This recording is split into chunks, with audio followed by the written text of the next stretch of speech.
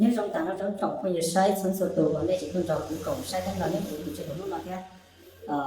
nhớ chạy nên sai số tổ đây hay ít sự thì ôi thôi chỉ tao nghe nó chỉ nhớ chạy lúc xưa nó nói chỉ cho bé mua nhẹ thì thu này nhớ chờ lúc cành lọt thì nên chỉ bao giờ cũ này lúc cành lọt thì nên chỉ bao giờ cũ thì cũ giờ lại tự nó này thì cũ đi tờ bán cho cũ của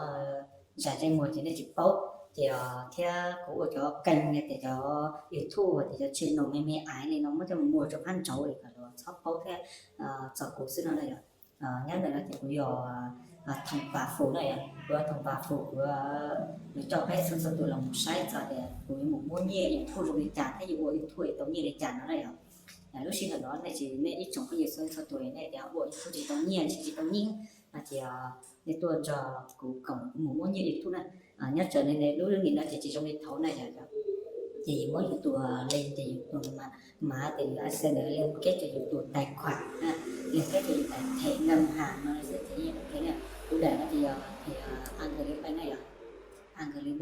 Agribank thì nhóm mua nhất cho hội học viện, còn một cho IBC, thêm một cho Viettelbank là Vietcombank tài chính nhất cho thành phố Lận này thì lúc sinh nó là chỉ quý ý là một mua nhiều của đại thể nó của tiết qua tàu và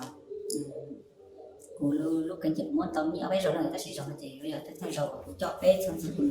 muốn nhẹ nó này muốn nhẹ tạo lúc ATM là nó này thì ta sẽ có đại thẻ là chỉ này nó này thì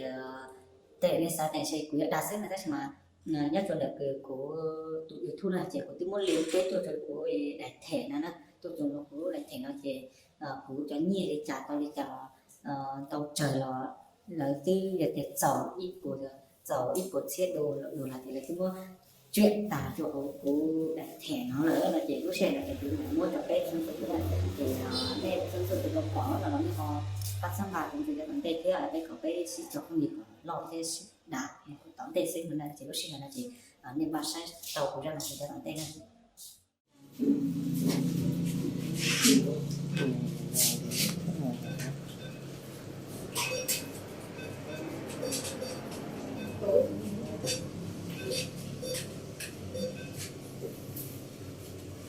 Ôi, không trả tiền. Kinh. Ôi, tiền.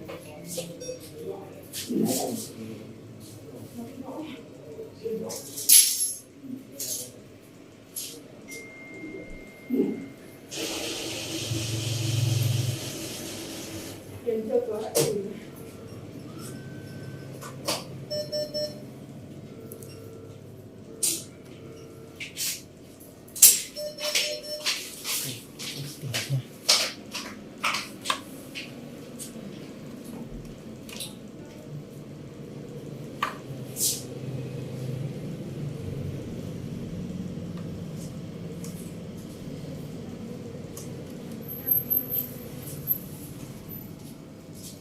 một số ít thu nó là